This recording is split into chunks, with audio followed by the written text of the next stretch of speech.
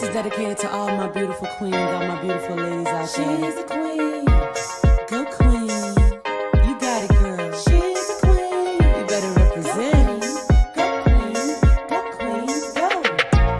She's a queen about her business. Queen. Working hard on a mission. Yeah. Head high, purpose driven. Purpose driven. Crown will never tilted. Queen. Go queen. Go queen. Go queen. Go. Represent. You're a queen. You're a queen. Oh.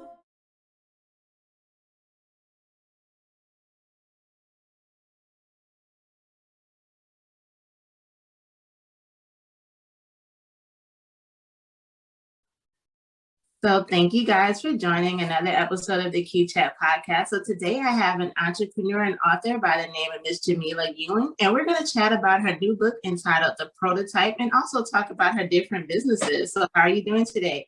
Hello, how are you today? Thanks for having me on the show. No problem. Thank you for being a guest. So we were chit-chatting before we started recording. So I know in addition to writing your book, you also have some businesses. So let's start with your history prior to writing your book. So what is your current business right now? Right now, I'm currently a beauty consultant. I also do special occasion beauty events like photo shoots. I do editorial work. I also still do weddings. But right now, my main focus right now is the prototype, the new novel. The release is actually August 5th. The pre-release has been going really well. And so, it looks like I'll be around for a little bit, just kind of promoting that until the actual release date. So, I'm a Black woman, so we wear many crowns. Yes. Now, your book is entitled The Prototype, A Love Story of True Love. Now, did the title come from the Outkast song? Because I did get the excerpt on Amazon and I saw chapter 2 was What's the 411? So is it all based off of song titles? Yes, ma'am. Well, actually, the table of contents is a playlist. Okay. Each song sets the tone for what the reader is about to experience. And you got it right. You got to hit the nail right on the head. I have been an Outkast fan, since Players Ball. And so, shouts to 3 Sacks, shouts to Big Boy. But the prototype uses words that trigger the emotion behind the story at large. I hope that you're the one. If not, you are the prototype. And you hear things like, let's go to the movies. Thank you very much for picking me up and bringing me back to this world.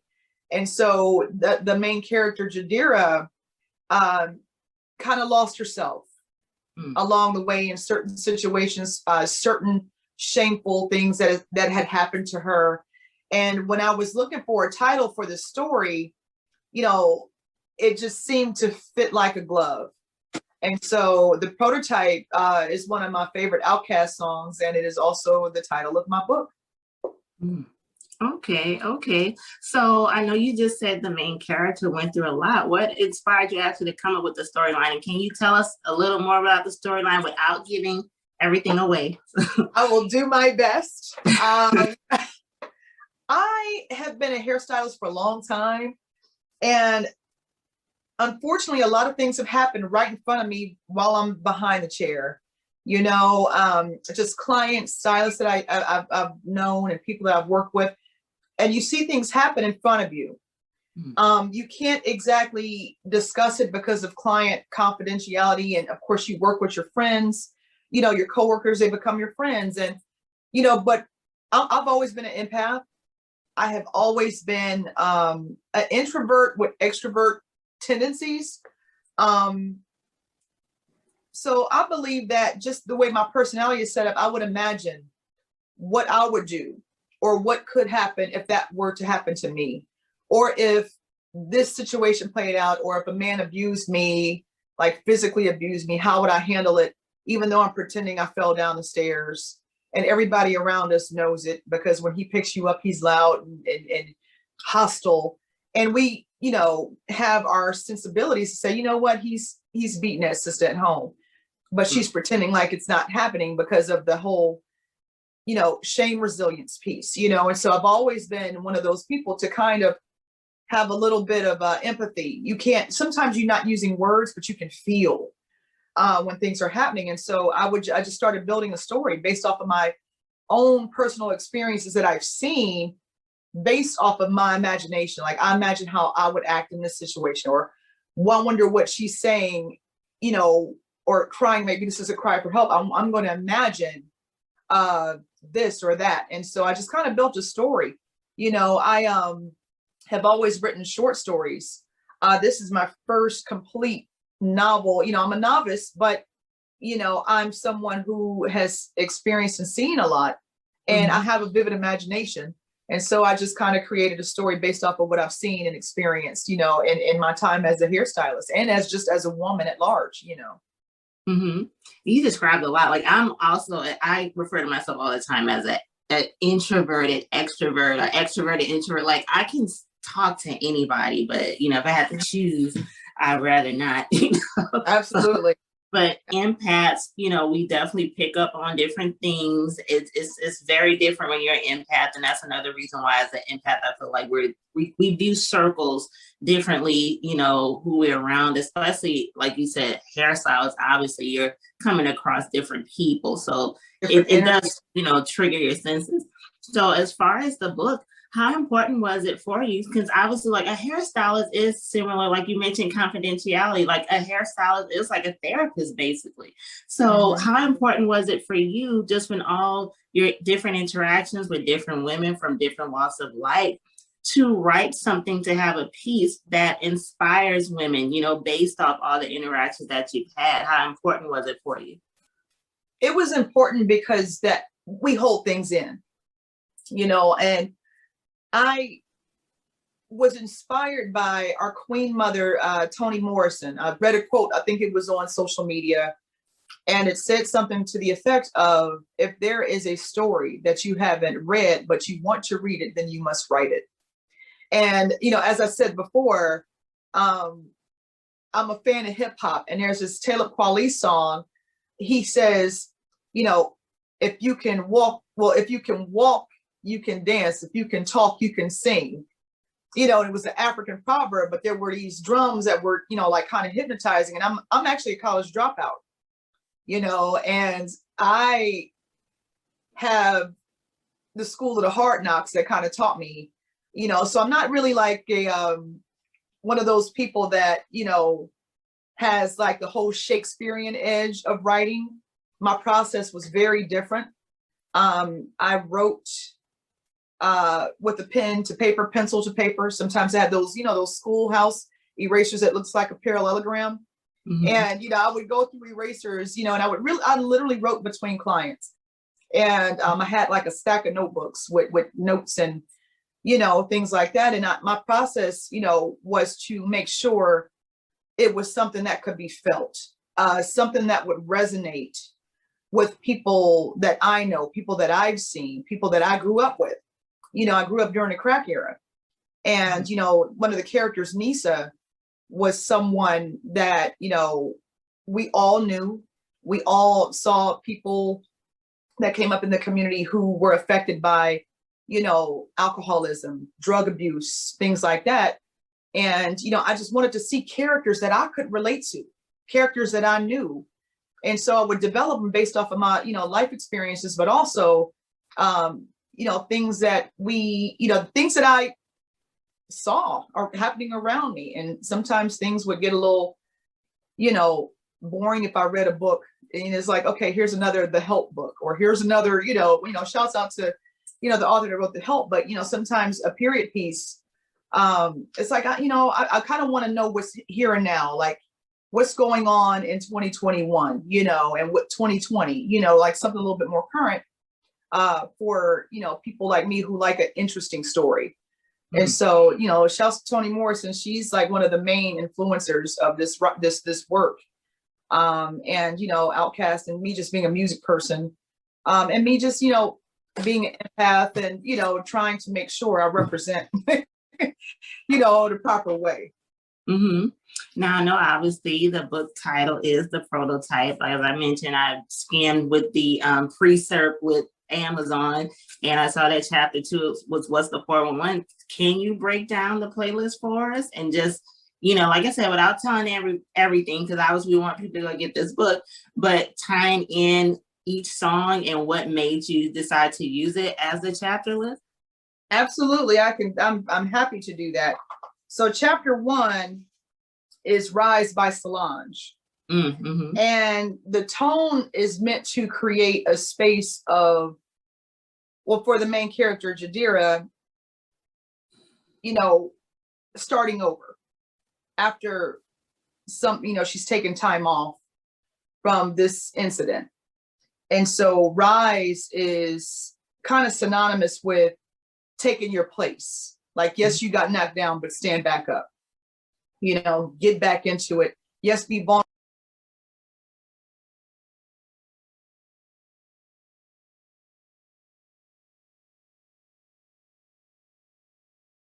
Into it. Yes, be vulnerable, heal, do what you have to do to get back up.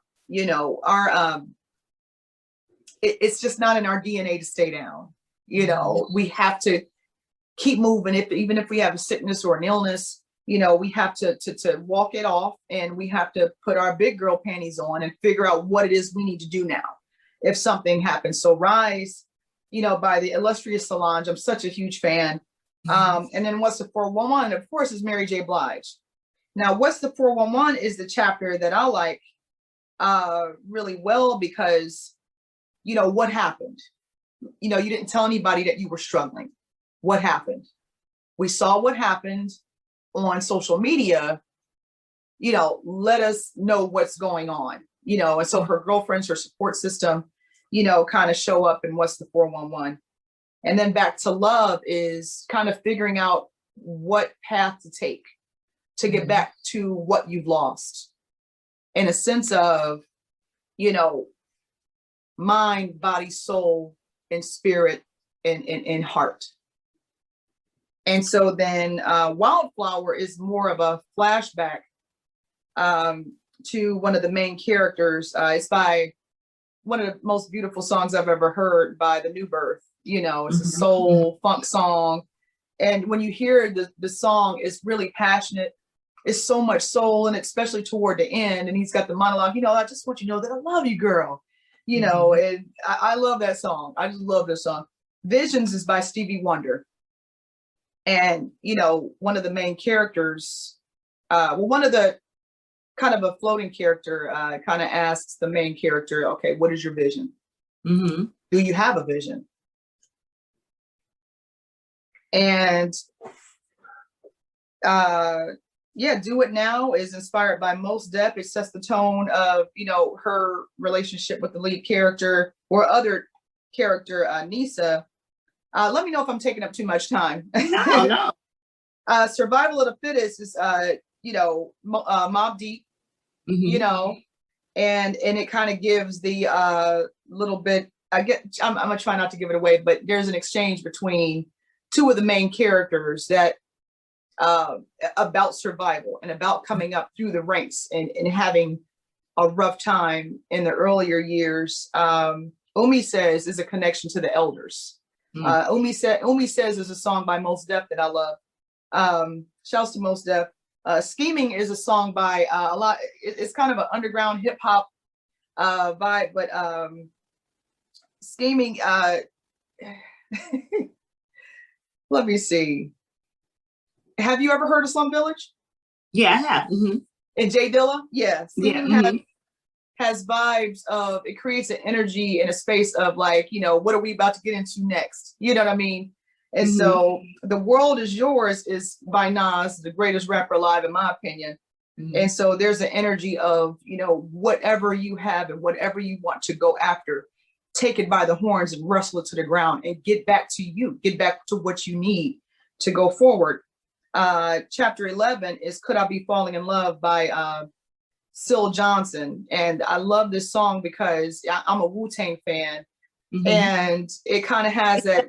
Selena Johnson's father. I'm sorry. Is that the singer Selena Johnson's father? I don't think so. I'm not sure. But Syl Johnson, there's a sample from the record that people know from the Wu-Tang, Heaven or Hell, with Raekwon and Ghostface Killah, I believe. And so you have that one. And then, of course, the book itself is based in Philly. So I had to put Jill Scott in there. And that's chapter 12, Slowly, Surely. I love the tone of this one because the main character steps into full realization of what she needs to do to make a decision. And where are you from? And where are you from again? I'm from Ohio. Oh, okay. Ohio, now, yeah. with the huge range of songs that you use just with the chapter descriptions, obviously we think of the audio, but visually, like, do you see this book maybe in the future being something on film? Because like the way that you're tying it into these songs are very vivid.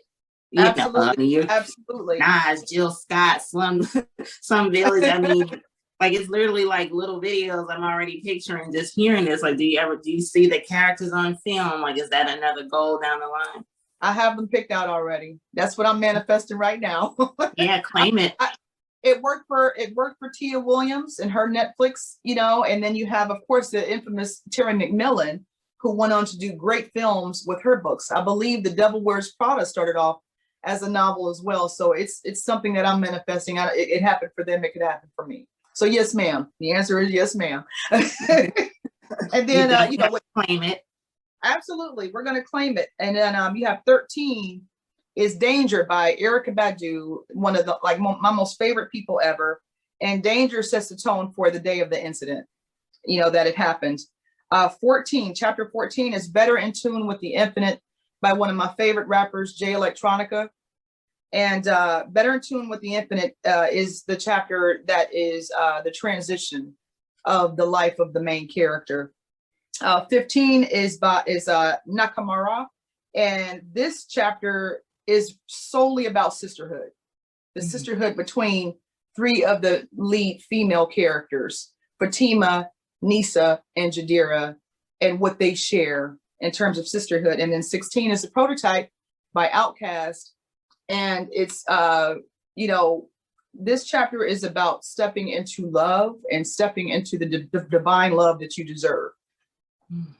And so I hope I And how long did it take you to write it? It took me a year. Okay. And then it took about, I want to say maybe a year for the editing process, which is something that I learned a lot about. Just semicolons, commas, that word shouldn't go here, that word shouldn't go there. So it was a process, but I think, I'll be better equipped for the next time around. I can definitely see, I think that's the great thing about books when you can visualize what you're reading, and just from the description alone, like I just see visuals, in my mind. That's the idea. Especially with the music, because, obviously with music, we think of what we're hearing, but actually, like, just when you naming certain people, I'm automatically thinking of their videos, actually. So that's why I definitely mentioned, do you see it on film in the future? Because, like I said, it's ironic that it has the songs for the playlist, but I just see visuals. Right. Each song sets the tone for what you're about to experience. And, my father was a musician. He passed away last year. But my father had the privilege of working with people like, Bobby DeBarge, and, he had the privilege of working with Commission. It was a gospel group, doing the sound for them. And, he's someone who had music all around us growing up. We actually listened to music more than we watched TV. And so, growing up as a musician's kid, you're encouraged to feel. When he's got you sitting on the couch, he's like, okay, what do you feel when you hear that song or that melody?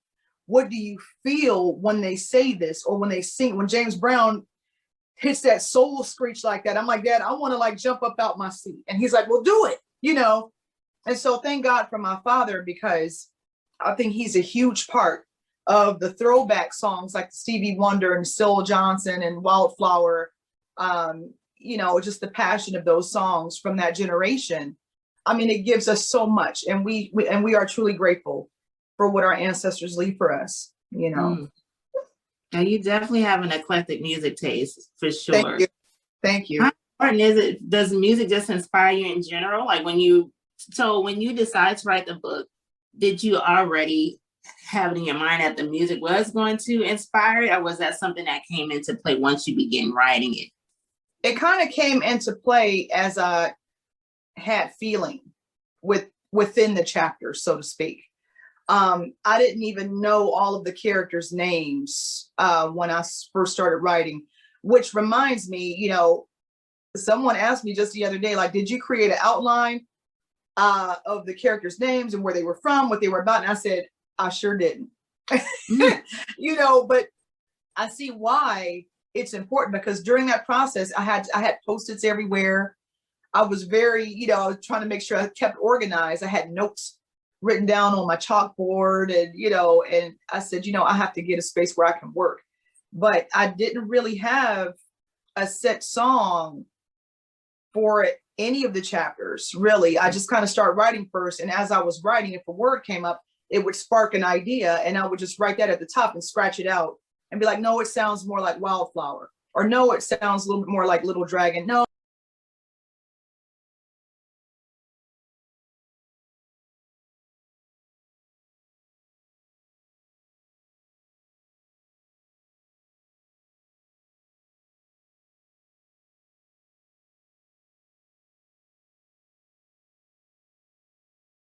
more like little dragon. No, I'm scratch that one off. Okay, is this Mary J? Yeah. What's the 411? Because you know what's the 411? What do we know about this situation? We're going to get to the bottom of it. And so it would just kind of, you know, kind of like I went as I, you know, kind of went with the flow as I went on and wrote, you know. So it was an experience, you know. So it had its highs and lows. But, you know, I finally snapped out of it and got it together and chose what I felt was appropriate for each chapter. Definitely. Now, on the show, we do talk about self-love a lot. Just with the book itself is talking about healing and a young woman that's gone through a journey. How important is it for you, self-love in general? Do you have a certain perception of how self-love can help build women? I know you mentioned just being in that salon. I'm sure you come across a lot of different socioeconomic issues, domestic violence, all types of things. From what you've just experienced, just being so close to women in your career, how important is it, do you feel self-love plays a role? How important is self-love as far as the role that it plays in women and just their strength and just how they deal with things? I believe that self-love is right there in the category with mental health. I believe that if you don't have support, if you don't go, for me, going to yoga helps me. I love to get my hair done. I love to keep my nails done. I mean, a pedicure, grounding myself in the morning in the sunlight when the sun first rises, getting a latte. I really, really enjoy going to the gym. I'm someone who's, you know, my husband and I, we go to the gym at least 4 times a week. For me, those are acts of self-love.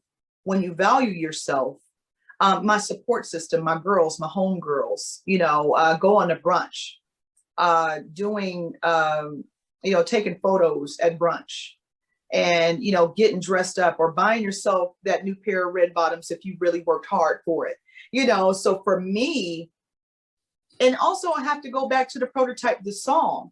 Like when you listen to the lyrics, you know, he's like, let's go to the movies. You know, I'm like, why don't we take ourselves to the movies or I buy myself flowers. You know, my husband, he was like, you know what I'm going to do? I'm going to plant you some rose bushes because I don't like to see your flowers die, you know. And I'm like, well, I appreciate that, honey. You know, but sometimes he'll even buy me roses because he knows how much that self-love. I like to look over at my roses with my tea and read a good book, you know, and it just makes me happy. It makes me excited to know that, you know, I'm taking care of myself. I look out for self. I believe that we as Black women, you know, we put everyone else first, you know, and sometimes I get, and I know you probably experienced this too, but I kind of get frustrated at the idea of, oh, she's so strong or she's so resilient. And people say that like it's a compliment. And I'm like, well, we're vulnerable. We're human. we actually do get aches and pains in our body sometimes, even though the world chooses not to believe it, or you go complain to your doctor and they're like, oh, just get an Advil. You know, Right. we have things that we love. We have feelings, you know, we have the right to interrupt everything to get directly to our happiness, if that has to do with achieving peace and self-love, because we can't serve anybody. You know, we self-sacrifice so much, and we can't serve everybody else if we are depleted all the time. Mm-hmm. And so that's how I feel. Right, and I agree. It's just like, you know, when you go on a plane and they give you your instructions, put your mask on first. You know, you have to take care of yourself in order to help someone else. And you're right. I think especially as minority women, we get this label of being strong, you know, and they look to us for everything.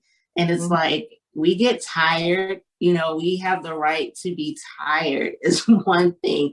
And that's the word strong. Just like, for example, I heard one time Taraji P. Henson was saying that she actually doesn't really care for the term Black girl magic, you know, because it just takes away our vulnerability, you know, and it's actually unfair. Not that I'm saying that we aren't strong, because we are strong women. We are magical, but there's another side to that though. And I just feel like sometimes we're not allowed to have that ownership because we have that label of being strong. Some of these labels, it really takes away, you know, from our true experience, you know, with life and being mothers, being entrepreneurs, just being women in general.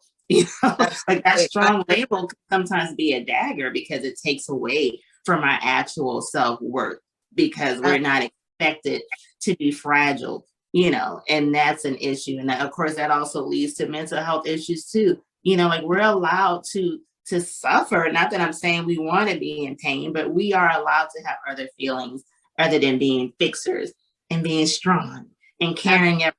You know, it's unfair. Absolutely. I agree with you wholeheartedly. And it's been my experience in the salon that, you know, if you show vulnerability, if you show that you need help, or that you're going to break down and cry, or you don't know what to do with your children, then you are weak.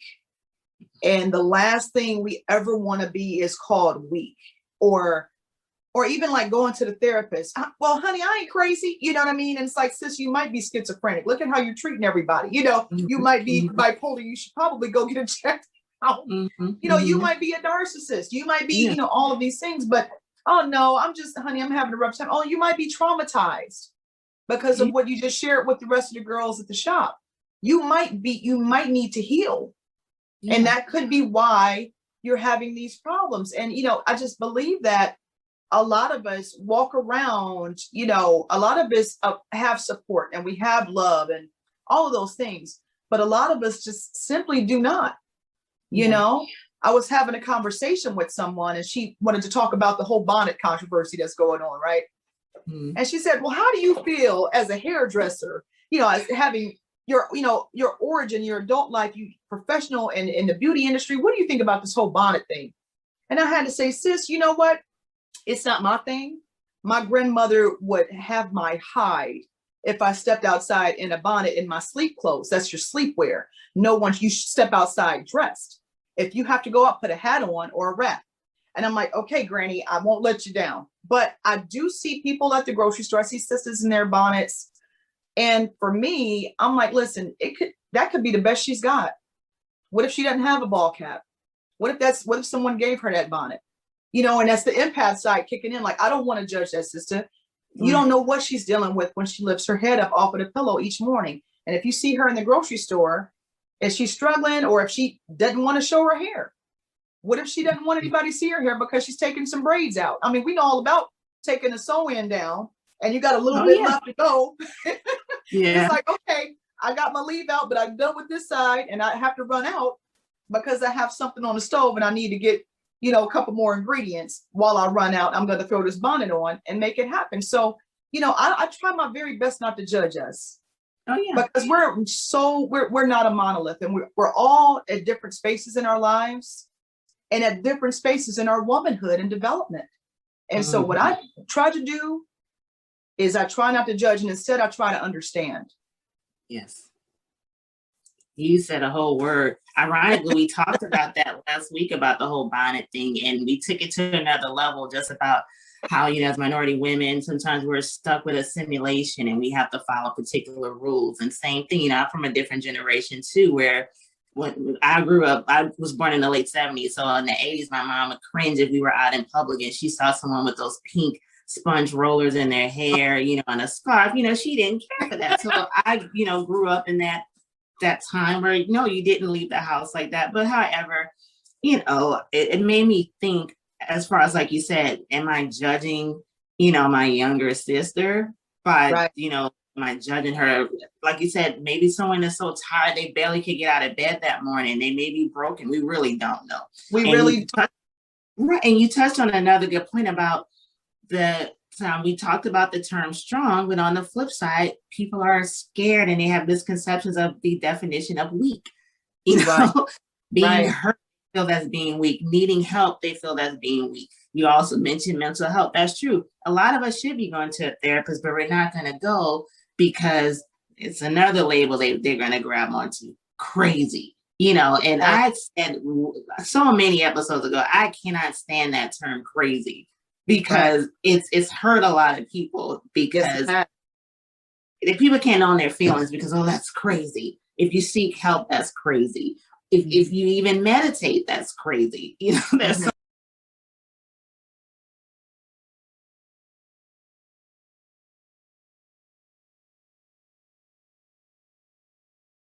crazy. There's so many different things that we misinterpret and we give the incorrect label or the incorrect definition. And instead of uplifting one another, we're actually weighing each other down, and that's why it is good when, we have conversations like this, because it's eye-opening for someone else who, and like you said, everyone is at different stages of womanhood. And I think that's an important thing that I feel would bring the other keyword we discussed, empathy. It all ties in together when we do understand, like, okay, we all at different stages of womanhood. Like this thing called life, it changes every single day. like that invisible playbook that helps us. It changes. So we don't have a path, a certain path that we have to go in. It's different for everybody. So Absolutely. It's just so many different elements on just being more understanding for another person's journey. Even with domestic violence, I experienced that. And even now, like I just was talking to someone a few days ago, and I'm like, it's such a taboo subject. People don't understand. And that unfortunately brings a lot of judgment too. Well, it couldn't have been me. How could you put up with that? And we also have our image. Exactly. What they would say in the salons is, what did you say to trigger him? Well, they wouldn't even use trigger. It wasn't that deep. Well, what did you say to him, girl? You can't say that again. Because look what happened. You need a man to take care of you. Don't say that. Don't say anything to make him mad. And I would just say that, and I would keep minding my business, doing my roller step. And I'm like, why would you say that to her? Yeah. He shouldn't put his hands on anybody. Right. You know what I mean? And I still, for the life of me, I think that we've just been trained. Oh, yeah. To put up. Because, okay, you know what? This is bad for me. I know this is a bad relationship, but maybe I could change him. And that's what we deal with in the book, with the main character, Jadira. She's like, I know he's crappy. He's not this, he's not that. Maybe I can fix him. Maybe if I'm just a good example of what a good woman is, maybe he'll turn into a good man and then everything will be fine. Because guess what? I know he's broken. I know my man. I know Black men.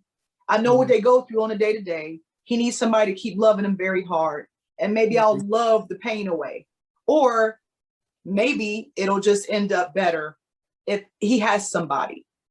Right. Sometimes it doesn't always end that way, And so I tried to touch on that in the book, and also just bring light in a space where we can be vulnerable and honest with ourselves about what we ignore in our community. We do not talk about things that are hurting us. Right. We don't go to the doctor enough. Some of us believe that if we pray it away or go to church enough, maybe the cancer will just fall off. Yeah. Like, sis, make your appointment with your physician. You know what I mean? But a lot of us, we're just trained to be that way. Yeah. We have to keep going for whatever reason, you know, and I believe that it's silently killing us. I think it's toxic. It is. You hit a lot of points. It is toxic. It is silently killing us, you know, and once again, it just goes to just having the wrong definition of what's healthy and what's not, you know, even our perception of love and our perception of healthy relationships.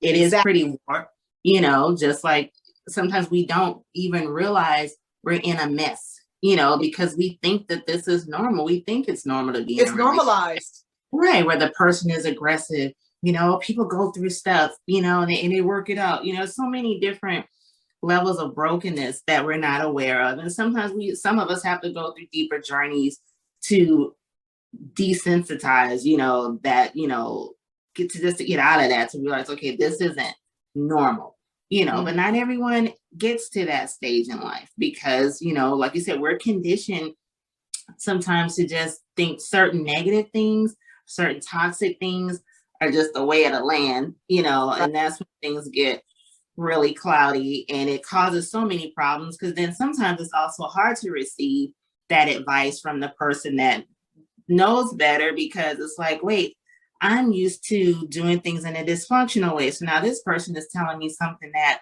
doesn't make sense to me. You know, like you see things in a different lens based on your experience and based on your knowledge and based on your not book education, but your life education, you know, what you've been through. So I think that's the thing too, that causes a lot of breakdowns, you know, in our community as women. And that's why it is important to have these conversations, even in a book, you know, it may be fiction, but still in all, that's the whole beauty of art, music, books, you know, what we listen to, it still heals and it helps us. So that's the beautiful thing about just the different options that we do have to just get some enlightenment.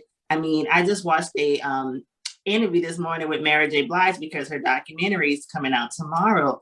Right, and I'm so excited. Me too. And she was just Mary saying J. so much. Me too. And I remember when my life came out, I was like maybe 17 or 18. And I was like dealing with like some adolescent depression, you know? So like I would listen to all these songs on that album. And she said so many times that that album was like the end for her. Like she just was ready to die when she did the album. So just, you know, it's so funny how your book ties into music. And like I mentioned to you, I'm seeing the visuals. It all ties in together on how like an artistic piece really can help heal a person, you know, and it also can trigger some feelings. So that's an emotion. So that's the thing that's so beautiful about the art that we present to people, because it does help people in ways sometimes that we even underestimate how powerful those different pieces are. So before we end everything, and we've had such a great conversation, I do want to give you one last chance to just, if you have to tie in everything, someone that's going to tune into this episode. Now, obviously, we talked about the book, so I'm going to definitely give you the floor to tell people where they can purchase it or pre-order. But your book, from what we've discussed, it talks about an experience amongst women. So what message would you like just to give a viewer or a listener just on experiences, or a message just on healing, growing, learning? Because we also talked about some brokenness and sometimes we have incorrect perceptions. You've seen a lot as a hairstylist. So what message would you just like to give someone who's going to listen or watch this interview just on how to move forward and how to grow? What message would you like to give to round out everything? I would say give yourself space to love, give yourself space for growth, for emotional and mental healthiness. And I would probably say, you know, with this book, the message is how a toxic relationship can slowly kill you if you don't do something about it. Whether it's relationships with work, family members that we're trying to save all the time, you know, things like that. Give yourself space to heal and grow. I agree. It's okay to interrupt everything to work on yourself. I definitely agree. I love it. I love it. I love it. So before we do end everything, tell everyone how they can find you on social media, how they can contact you, and give some more information on how they can pre-order the book and all the important dates to look out for. Okay, I am at author Jamilah Ewing on Facebook. I am at Mahogany Design Studio on Instagram. And I believe that you can still pre-order a copy of the book on Amazon.com, and it should be in stores. The paperback copies like this one should be in stores August 5th at Barnes & Noble. I believe that's it. Awesome. Oh yeah, I'm sorry, prototype the novel, noveltruelove.com. Awesome. Thank you so much for the conversation. I'm sorry, I said that wrong. Prototypethenovel.com. I'm sorry to your listeners. I'm very sorry. No, that's okay. But thank you so much for this conversation. I really, truly enjoy myself. And I see this book. I see the script. I see it on screen. Yes. I hear the soundtrack. We just made it. We confirmed it. Like I see the book. I don't see the words on paper. I just see what you describe. Like I just see myself tuning in on Amazon or in the big screen and watching this story. So I definitely, the right people in the universe are going to listen to this conversation because I just, like I said, I just see it. I'm a visual person. Absolutely. We're going to manifest that energy. Thank you so much. We definitely, but thank you so much for this conversation. You covered a lot of, thank you. You covered so many good pieces. Like I said, this show definitely is about empowering women. And I just love the pieces that we tied together. I do feel like people are going to tune in and they're going to pick up a good message. And guys, just make sure just to take in these gems that it's okay. Simple enough. That's only, if you can take away anything from this conversation, you can take away that it's okay. It's okay to own your feelings. It's okay to own your experience. It's okay to work on yourself. It's okay to heal. It's okay to grow. But it's also okay to get knocked down sometimes. We do not have this cape that the society has put on our chest and our back. That's false S on our chest, and this cape that's weighing us down. That we have to be strong and we can't be vulnerable because it makes us weak. Please let all of that go. It's okay it's okay. You feel so much better. Okay. What does Erica say? Let it go, let it go, let it go. Yes, exactly. It is 100%. You'll feel so much better. Yes, because one thing about it, Queens, we really are the prototype. So we have the ability to let people know how to love us, how to treat us, and how to respect us. So please just own your power. It's okay to be okay. And it's always okay to grow. Always be in that constant state of ing. Growing, learning, healing, evolving. It's totally okay. So thank you guys for joining this episode of the Q Chat. You'll be able to catch this episode and others. Just go over to www.theqchat.com and make sure you guys go love yourself. Thank you.